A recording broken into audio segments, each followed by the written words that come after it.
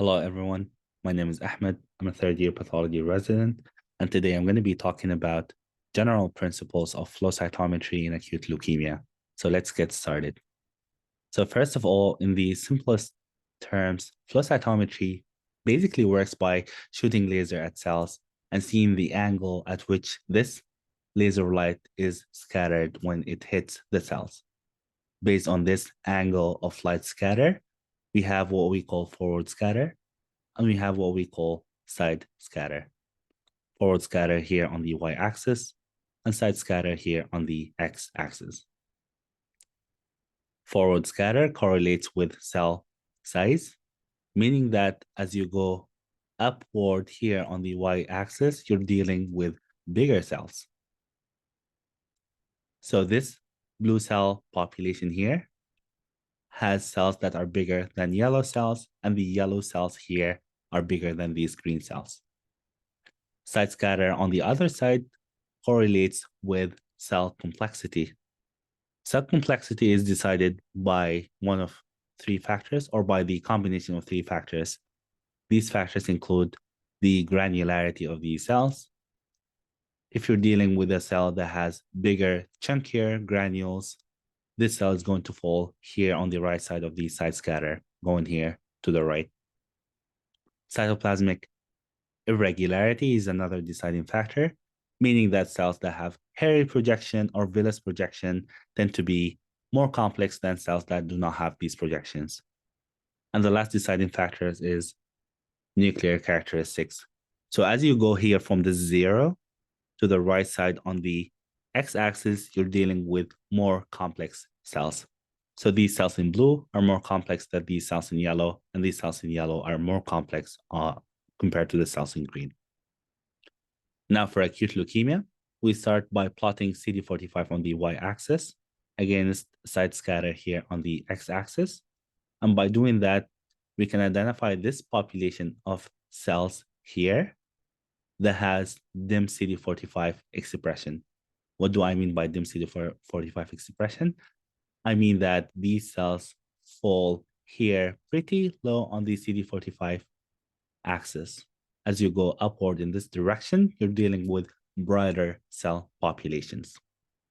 So this population here that has dim CD45 expression and has low side scatter because they're here on the left side on the side scatter axis are called the blast gate. This gate is called the blast gate, and blasts tend to fall within the blast gate here. By plotting CD45 against side scatter, we can identify lymphocytes here in green. Lymphocytes tend to have brighter CD45 expression. We can also identify monocytes here.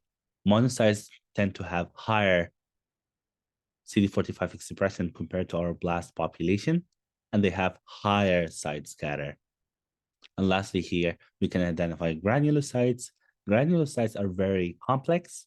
They have a lot of granules, and because of that, they have higher side scatter, and we can identify them here in blue.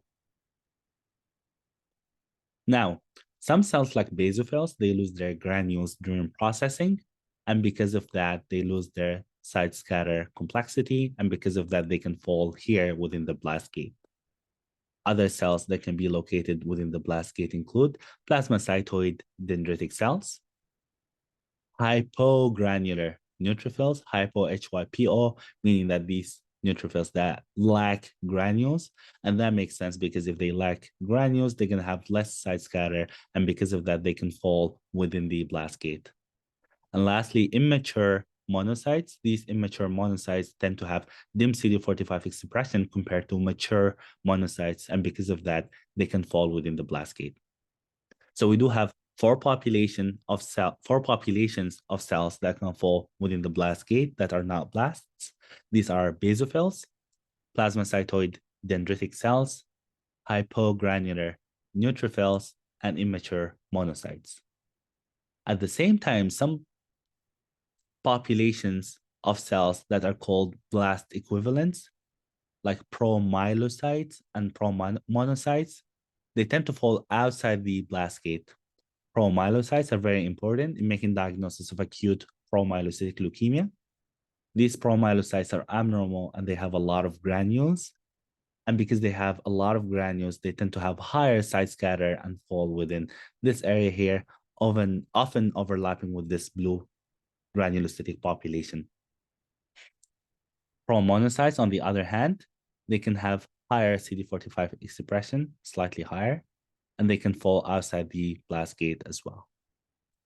So what I'm trying to say here is that although we do have the blast gate and it's characterized by dim CD45 expression and low side scatter, other cell population that are not blasts tend to fall within this blast gate, and then at the same time, blast equivalents tend to fall outside the blast gate population.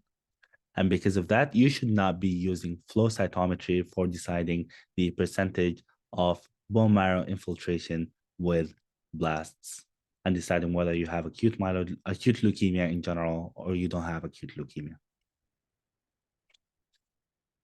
Generally speaking, we do a manual differential count by counting 500 cells, at least 500 cells on the bone marrow aspirate smear.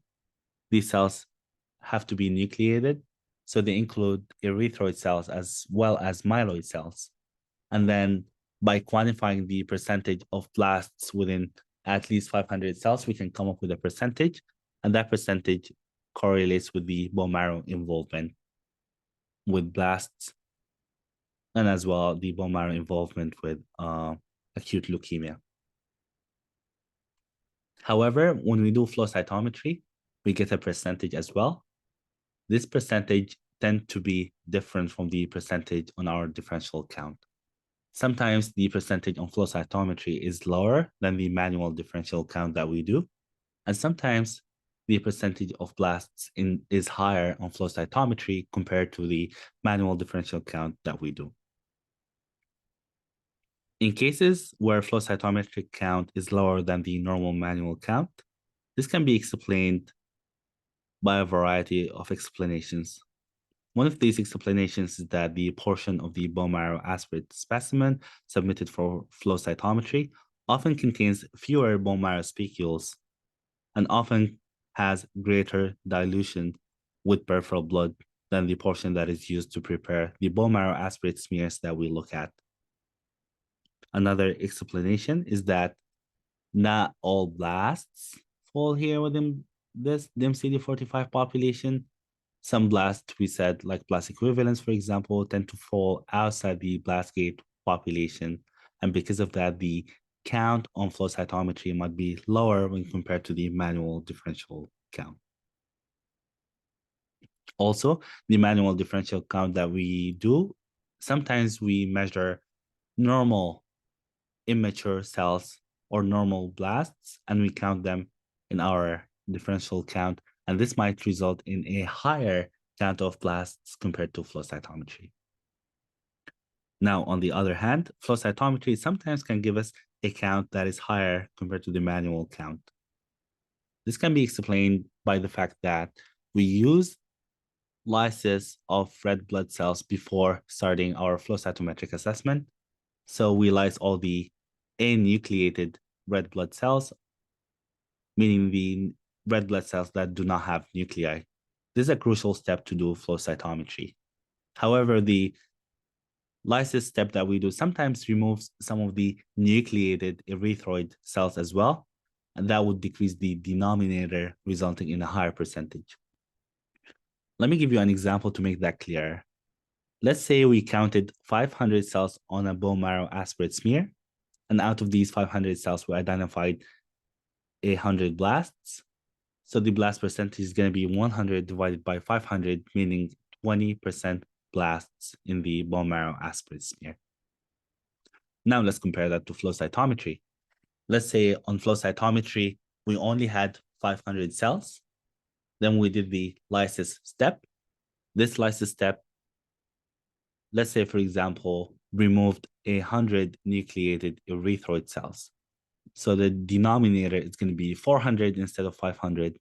And then let's say that flow cytometry identified the same 100 blasts that we identified on the manual differential count. The blast percentage is going to be 100 divided by 400. That's going to result in a 25% percentage. And this percentage is higher compared to the percentage that we got by doing the manual differential count.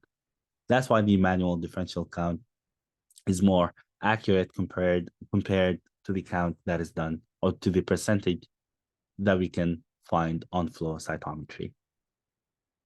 However, if you have a higher percentage on flow compared to the manual differential count, it would be a good idea to have a second look on the bone marrow aspirate smear that you counted, because sometimes some of the cells, some of the blasts tend to be small sometimes, and when they're small, they can be mistaken for being lymphocytes and being counted as lymphocytes. So if the discrepancy is high, just revisit the manual differential count that you did. And then if you think that the manual differential count that you did was accurate, then go with that.